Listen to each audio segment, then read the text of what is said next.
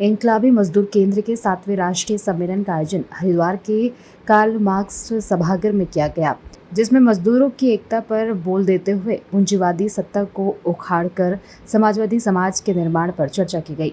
खुले सत्र में 2 दर्जन से अधिक मजदूर संगठनों के प्रतिनिधियों ने दुनिया के पैमाने पर फासीवाद के उदय पर चिंता व्यक्त करते हुए 44 श्रम कानूनों को खत्म कर मजदूरों की रोजी रोटी छीनने का षड्यंत्र तेजी से चला रहा है, जिसे समझना होगा, उसके खिलाफ संगठित होकर संघर्ष तेज करना होगा। सम्मेलन में मजदूर के बीच कायम करने का मुद्दा छाया रहा। अलग अलग नामों से संचालित हो रहे मजदूर संगठनों को एक मंच आना होगा, तभी हम फासीवाद, साम्राज्यवादी, पूंजीवादी सत्ता को चुनौती देने में सफल हो सकते हैं। सम्मेलन में सत्ता और पूंजीपतियों के बीच के गठजोड़ में चंद लोग शामिल हैं। मजदूरों, किसानों, छात्र, नौजवानों की संख्या बहुमत में है, उसे सैद्धांतिक रूप से मजबूत करने का लक्ष्य रखा गया, जिसे प्राप्त करने का संकल्प लिया गया। सम्मेलन में इजराइल द्वारा अमेरिकी सहयोग से गाजा में फिलिस्तीनी जनता के किए जा रहे नरसंहार का विरोध करो, भारत पाक युद्ध के विरोध में, महिलाओं के खिलाफ बढ़ते अपराध के विरोध में, मजदूर विरोधी श्रम संहिताओं के विरोध में, हिंदू फासीवाद के बढ़ते खतरे के विरोध में प्रस्ताव पारित कर पुरजोर संघर्ष करने का संकल्प लिया गया। सम्मेलन में खेमानंद को राष्ट्रीय अध्यक्ष चुना गया। 36 सदस्यीय केंद्रीय परिषद का गठन कर 11 सदस्यीय केंद्रीय कमेटी का चुनाव किया गया। सम्मेलन के अंत में जुलूस निकालकर सरकार को चेतावनी दी गई, अगर मजदूरों के हकों पर हमला जारी रहा तो मजदूर निर्णायक आंदोलन करने को बाध्य होंगे। इनकलाबी मजदूर केंद्र के 7वें राष्ट्रीय सम्मेलन पर आधारित देखिए डी न्यूज सुपरफास्ट समाचार चैनल के चीफ एडिटर राकेश रागी की रिपोर्ट।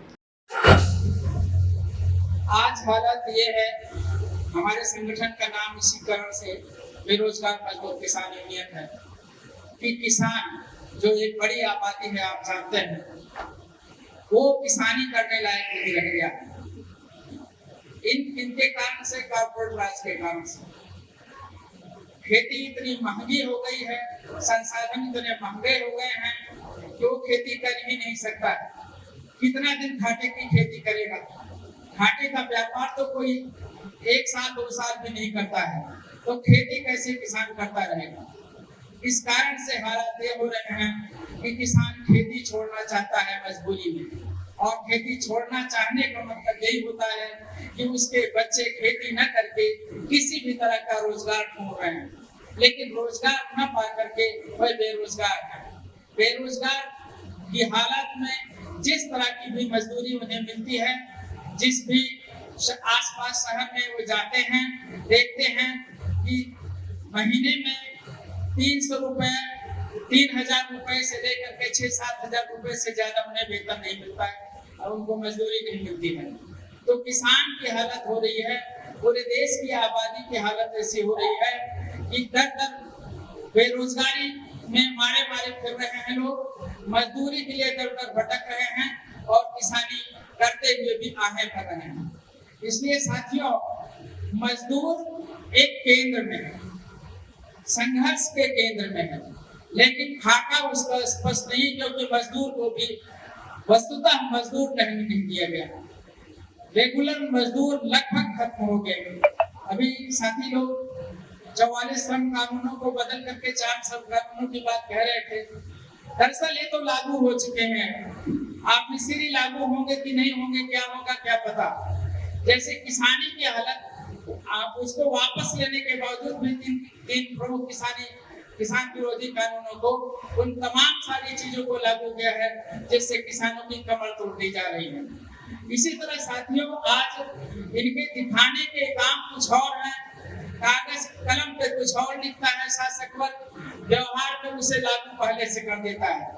जो शासकों के प्रतिनिधि, हम कहेंगे शासकों के प्रतिनिधि वस्तुतः पूंजीपति ही हैं, वही शासन चला रहे हैं।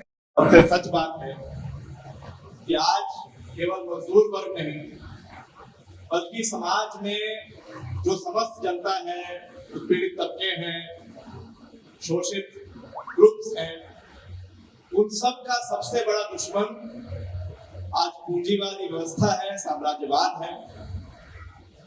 और ये व्यवस्था जैसे जैसे और संकट में फंसते जा रही है, जो इसने नवोदारवादी नीतियां शुरू की, जो हमने देखा भारत में और भारत से पहले पूरी दुनिया में, धीरे धीरे सारे चीजों का निजीकरण, धीरे धीरे नवोदारीकरण, धीरे धीरे ग्लोबलाइजेशन की नीतियां, उसी से आज जो संकट हमारे जीवन में है कि हमारे बच्चों को रोजगार नहीं, कि महंगाई इतनी है कि हमारा जो वेतन है उससे एक परिवार नहीं बल्कि एक आदमी का भी पेट पल जाए तो बड़ी बात है। वेतन न्यूनतम मजदूरी लगभग खत्म हो गई। लेबर कोड की बात जो हम कर रहे हैं, जो कि बिना उसको औपचारिक रूप से पारित किए हुए वो पिछले दरवाजे से लागू। ये सभी चीजें ये दर्शाती है कि जो बड़े बड़े पूंजीपति हैं, जिनकी संख्या बहुत नहीं है, पूरे विश्व में देखें तो बस 8 लोग हैं, 8 बड़े पूंजीपति हैं, बिलियनियर जिनको कहते हैं, जिनके पास समाज का आधा आबादी के पास जितना धन है उतना केवल इन 8 लोगों के पास है। भारत में भी हम जब बात करते हैं मुट्ठी भर पूंजीपति, तो ये मुट्ठी भर पूंजीपति कितने, क्या कुछ लाख हैं, क्या कुछ हजार हैं? नहीं, उतने भी नहीं। करीब 250 लोग बस ऐसे हैं जिनके पास भारत की आधी संपत्ति उनके जेब में है, उनकी तिजोरियों में। और ये ऐसा नहीं है कि जैसे जैसे आजादी जो तथाकथित रूप से हमें मिली उसके बाद ये संख्या और जो गैर बराबरी है वो घट रही है, ऐसा नहीं। अभी कुछ महीनों कुछ सालों पहले ही जो आंकड़े आए हैं, भारत दोबारा से जो गैर बराबरी का आंकड़ा है वो उस स्तर पर पहुंच गया है जो अंग्रेजों के जमाने में था, यानी आज के 100 साल पहले।